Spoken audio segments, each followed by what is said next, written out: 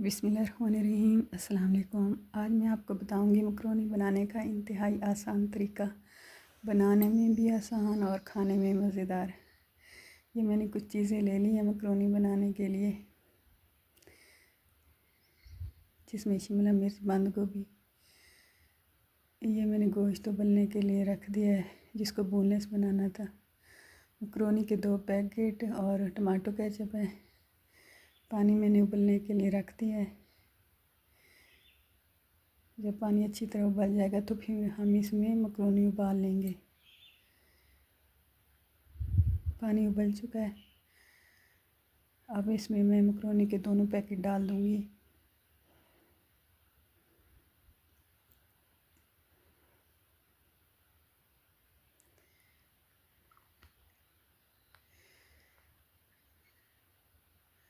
और साथ ही चमचा हिला देंगे, क्योंकि मकरोनी नीचे बैठ जाती है और जुड़ जाती है।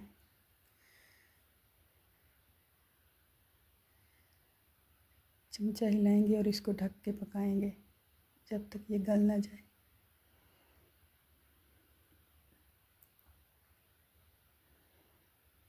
ये तकरीबन 15 से 20 मिनट में गल जाएगी, नरम हो जाएगी।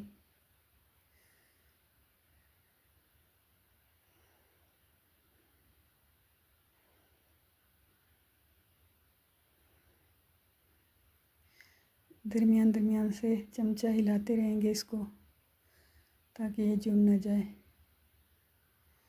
पानी में हमने थोड़ा सा ऑयल डाला था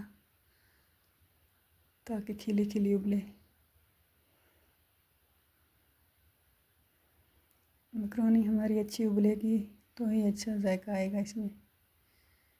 ये मैं दरमियान में चेक कर रही हूँ कि गली है या नहीं। अभी थोड़ी कसर थी इसमें, तो फिर मैंने इसको 2 मिनट के लिए मज़ीद उबाला।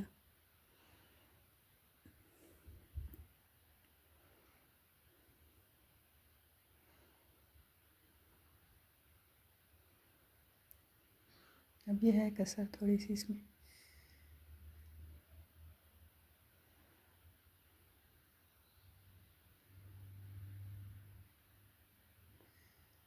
बस 2 मिनट मज़ीद इसको उबालेंगे।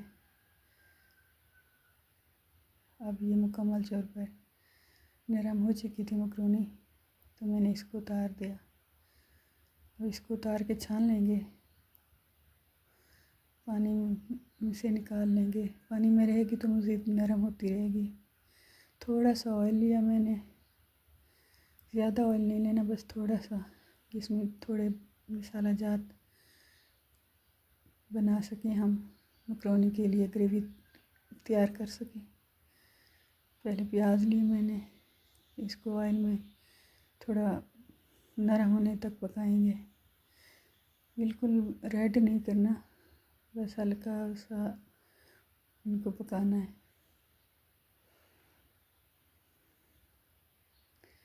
प्याज हमारे नरम हो चुके थे। अब इसमें अदरक लहसुन का पेस्ट डालेंगे, 1 चम्मच जितना।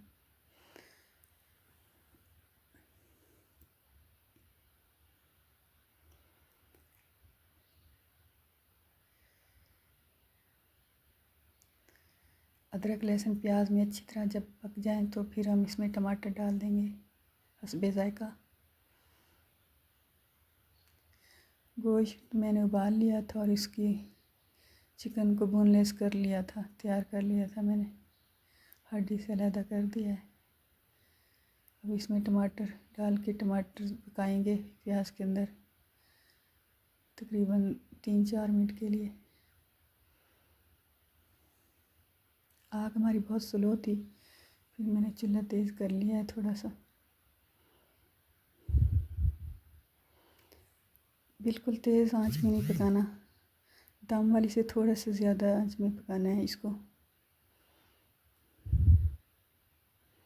ताकि हमारे मसाला ज़्यादा जल ना जाए या ज़्यादा ना पक जाए। बस हल्के हल्के बनाने हैं, हमने इसको पकाना है। अब बोनलेस चिकन इसमें डाल देंगे और इसको भी घी में अच्छी तरह पका लेंगे मसालों में, ताकि इसका कच्चापन और उबला हुआपन ख़त्म हो जाए।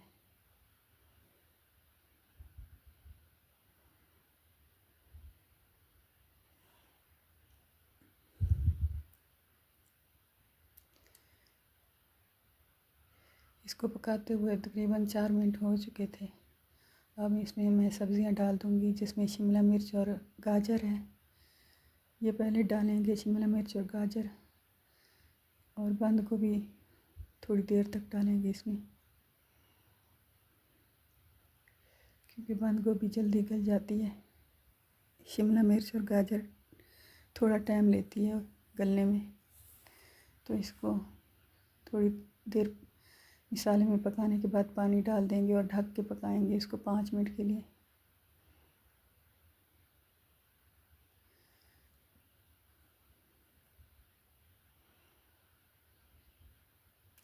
नमक डाल देंगे इसमें, क्योंकि पहले मैंने नमक नहीं डाला था इसमें। नमक हस्बे जायका डालना है आपने, और थोड़ा सा पानी डाल के इसको ढक के पका लेंगे, ताकि गाजर और शिमला मिर्च नरम हो जाए अच्छी तरह।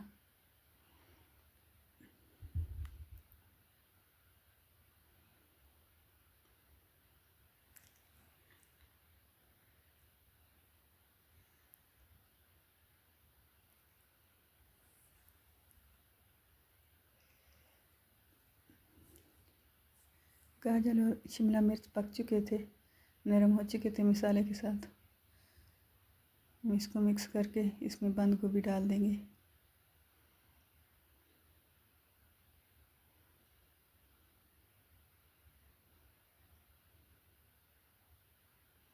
जो हमने पहले ही बारीक काट के रखी हुई थी, बहुत ज़्यादा बारीक काटी हुई थी बंद गोभी।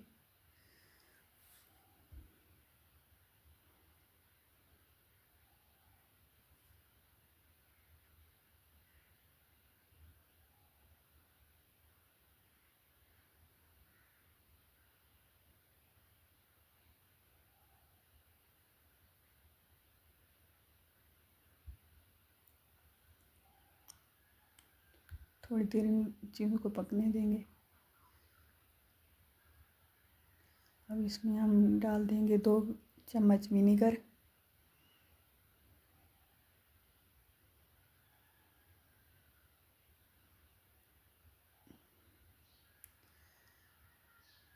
तीन चम्मच इतनी रेड चिली सॉस,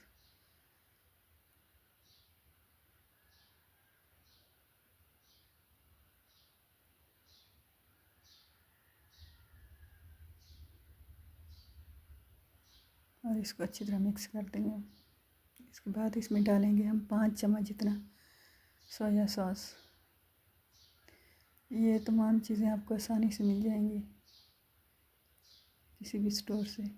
तीनों चीज़ें, इनसे मकरोनी में जायका बहुत अच्छा आता है।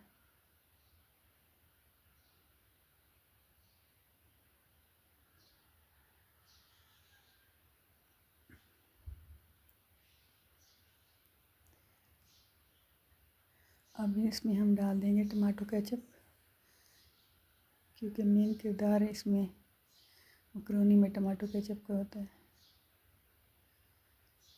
इसकी आग बहुत ही ज़्यादा स्लो कर देंगे जब टमाटो केचप डालेंगे, बिल्कुल दम वाली आंच कर देंगे।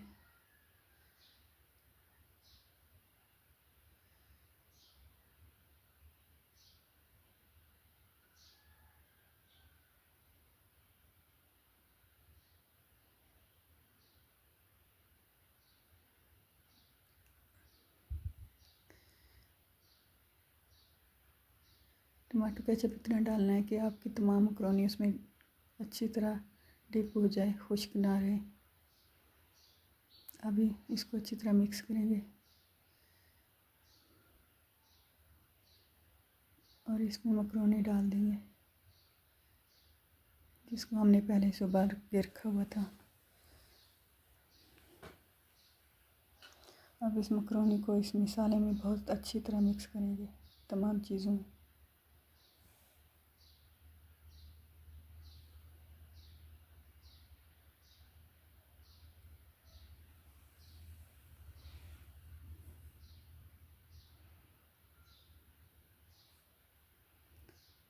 तमाम मकरोनी पे अच्छी तरह मिसाले की कोटिंग हो जाए,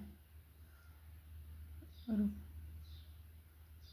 अच्छी तरह इसको अच्छी तरह मिक्स करेंगे।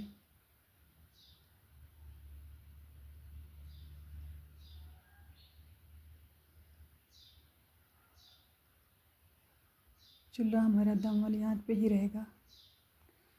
तब तक हम इसको मिक्स कर रहे हैं।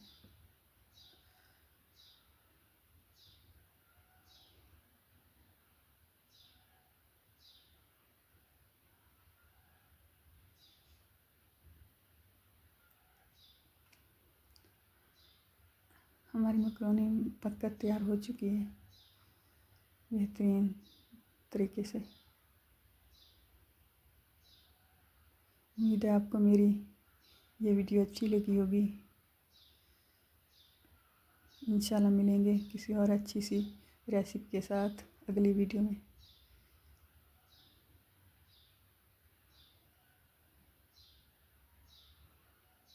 अल्लाह हाफिज़।